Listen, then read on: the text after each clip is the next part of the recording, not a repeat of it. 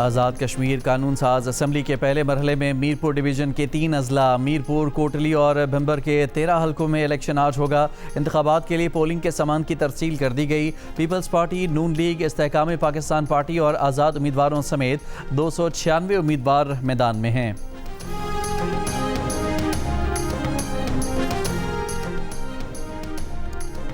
وزیراعظم کے مشیر رانا ثناءاللہ نے پولنگ سے پہلے آزاد جموں کشمیر کے حلقہ LA-10 کوٹلی میں دھاندلی کا الزام لگا دیا۔ دعویٰ کیا کہ LA-10 کوٹلی میں پریزائڈنگ افسر اور پٹواری پولنگ بیگ سمیت پکڑے گئے۔ وزیراعظم آزاد کشمیر اور چیف الیکشن کمشنر تحقیقات کریں۔ تحقیقات مکمل ہونے تک حلقہ LA-10 میں انتخاب روکا جائے۔ انکوائری کے حقائق سامنے آنے تک نتائج قبول نہیں کریں گے۔ واردات شرمناک اور قابل مذمت ہے۔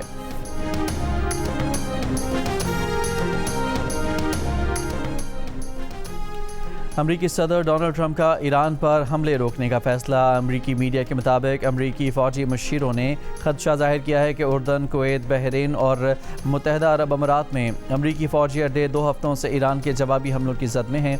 گولہ بارود کے ذخائر تیزی سے ختم ہو رہے ہیں۔ ایران پر کسی بڑے حملے کے بعد ایران کی شدید جوابی کارروائی ہو سکتی ہے۔ ایران نے بھی امریکہ کے خلاف جوابی کارروائی عارضی طور پر بند کر دی۔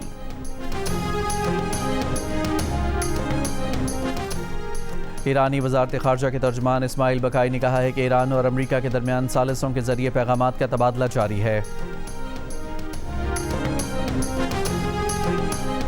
ایرانی وزیر خارجہ عباس عراقچی نے کہا ہے کہ ایرانی بحری جہاز پر یوکرین کے حملے کو جواب دیے بغیر نہیں چھوڑا جا سکتا۔ یورپی یونین رہنما کایا کلاس اور روسی وزیر خارجہ سرگئی لاوروف سے ٹیلی فون پر بات چیت کی گئی۔ دونوں پر واضح کیا گیا ہے کہ ایرانی بحری جہاز پر یوکرینی حملے کا رد عمل دیا جائے گا۔ کہا کہ یوکرین نے ایرانی جہاز پر حملہ اسرائیل کی حمایت پر یورپ کو جنگ میں گھسیٹنے کے لیے کیا۔ کیپٹن محمد سرور شہید نشان حیدر کا 78واں یوم شہادت۔ افواج پاکستان اور سروسز چیفز کا شہید کو وطن کے دفاع کے لیے بے مثال بہادری پر خراج عقیدت۔ Field marshal Asim Munir, naval chief admiral Naveed Ashraf اور air chief marshal Zaheer Ahmed Babar Sidhu کا سلام۔ ISPR کے مطابق کیپٹن محمد سرور نے 27 جولائی 1948 کو آزاد کشمیر میں جام شہادت نوش کیا۔ کیپٹن محمد سرور شہید نشان حیدر حاصل کرنے والے پہلے پاکستانی سپاہی بنے۔ کیپٹن سرور شہید نے غیر معمولی بہادری اور شاندار عسکری حکمت عملی کی مثال قائم کی۔ اسٹیٹ بینک کی مانیٹری پالیسی کمیٹی کا اجلاس آج ہوگا۔ اسٹیٹ بینک کا پالیسی ریٹ اس وقت 11.50% ہے۔ بلوچستان میں گندم کا بحران برقرار۔ فلاور ملز مالکان کو خریداری میں مشکلات۔ بحران کی وجہ سے آٹے کی قیمت میں اضافہ۔ کوئٹہ میں 20 کلو آٹے کا تھیلا 2800 روپے میں فروخت۔ گندم بحران کے پیش نظر صوبائی حکومت کا پاسکو سے 5 لاکھ بیگز گندم کی خریداری کا فیصلہ۔ سمری وزیر اعلیٰ کو بھجوا دی گئی۔ صدر مملکت آصف زرداری کا کیپٹن محمد سرور شہید نشان حیدر کو خراج عقیدت۔ بیان میں کہا کہ کیپٹن سرور شہید نے آزادی کشمیر کے لیے جان کا نذرانہ پیش کیا۔ شہداء قوم کا قیمتی اثاثہ ہیں۔ پہلے نشان حیدر کیپٹن محمد سرور شہید کا نام ہمیشہ زندہ رہے گا۔ چیئرمین MKM پاکستان خالد مقبول صدیقی نے کہا ہے کہ سندھ میں مصنوعی اکثریت رکھنے والی جماعت کی حکمرانی ہے۔ دلوں کی بھڑاس نکلے گی تو وسائل کا بھی پتہ چل جائے گا۔ اگر سڑکوں پر نکل آئے تو تاریخ سب جانتے ہیں۔ میرپور خاص میں جلسے سے خطاب کرتے ہوئے خالد مقبول نے کہا کہ مشکل وقت چلا گیا، اب سب راستے منزل کی جانب جاتے ہیں، بس کچھ دیر انتظار کریں۔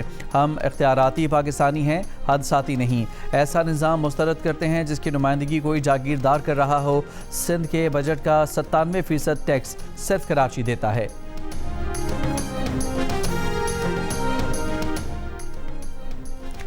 MKM رہنما مصطفیٰ کمال نے کہا ہے کہ 16 سال میں 22,000 ارب روپے سندھ حکومت کو ملے۔ صوبائی حکومتیں ہمارے نام پر ملنے والے پیسے ہم پر خرچ نہیں کر رہی۔ سارے ملک کے اختیارات ایک وزیر اعظم اور 4 وزراء اعلیٰ کے پاس ہیں۔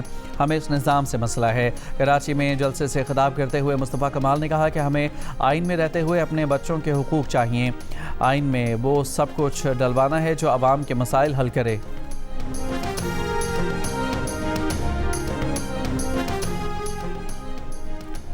MKM ہمیشہ وفاق کا حصہ رہی۔ کراچی میں کام صرف پیپلز پارٹی کراتی ہے۔ کہا جاتا ہے کہ کراچی برباد ہو گیا، ہم ہی کراچی کو بنائیں گے۔ PSDP میں کراچی کے لیے فنڈ نہیں. وزیر بلدیات سندھ ناصر حسین شاہ کا کراچی میں منور چورنگی انڈر پاس کی افتتاحی تقریب سے خطاب. کہا کہ کراچی میں بے شمار انڈر پاسز اور پل پیپلز پارٹی نے بنائے. ہمارے دوست نئے صوبے کا شوشہ چھوڑتے رہے. سندھ کبھی تقسیم نہیں ہو سکتا. مرتضی وہاب نے کہا کہ اگلے 1 سال میں ترقیاتی کام ہوتا نظر آئے گا. ڈسکو بیکری پر شکایات کے بعد پل بنانے کا فیصلہ کیا مگر جماعت اسلامی کے ٹاؤن چیئرمین کے کہنے پر ہم نے کام روک دیا.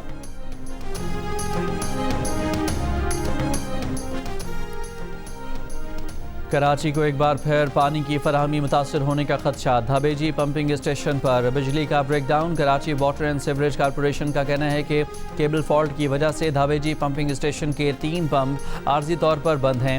عملہ خرابی ٹھیک کرنے کی کوشش کر رہا ہے. ترجمان کے الیکٹرک کا کہنا ہے کہ دھابیجی پمپنگ اسٹیشن کو بجلی مہیا کرنے والے کے لیے پمپنگ فیڈر 2 کے فالٹ کا کے الیکٹرک سے کوئی تعلق نہیں. دھابیجی کی 22 میں سے 19 پمپنگ موٹرز کو بجلی فراہم کی جا رہی ہے. کے الیکٹرک عملہ معاونت کے لیے متعلقہ حکام سے رابطے میں ہے.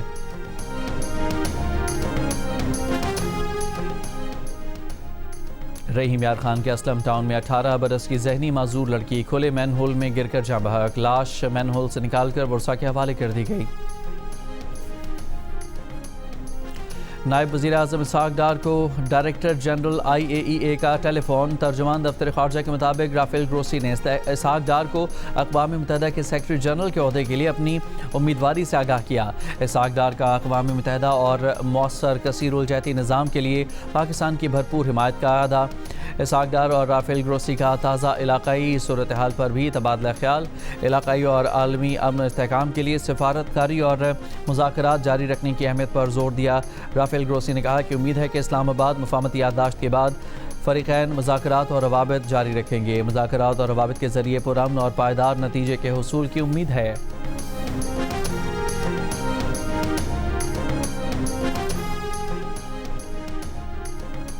اسرائیلی سیکیورٹی کابینہ نے غزہ کے مخصوص علاقوں میں بین الاقوامی فورس کو داخلے کی اجازت دے دی. اسرائیلی عہدیدار کے مطابق مجوزہ بین الاقوامی فورس کو ان علاقوں میں داخلے کی منظوری دی جو اسرائیلی کنٹرول میں نہیں. بین الاقوامی سیکیورٹی فورس اکتوبر میں پیش کیے گئے امریکی حمایت یافتہ غزہ امن بورڈ کا حصہ ہے. جرمنی کی دارالحکومت برلن کے پارک میں ہفتے کی رات گاڑی ہجوم پر چڑھانے کے واقعے کے کئی گھنٹوں بعد گاڑی کا مشتبہ ڈرائیور سیکیورٹی اہلکاروں کی فائرنگ سے مارا گیا. پولیس کے مطابق مشتبہ حملہ آور ڈرائیور کی شناخت 21 برس کے مسلم عبدالبی کے نام سے ہوئی تھی. گاڑی ہجوم پر چڑھانے کے واقعے میں ایک شخص ہلاک 29 زخمی ہوئے تھے. واقعے کے بعد ڈرائیور فرار ہو گیا تھا.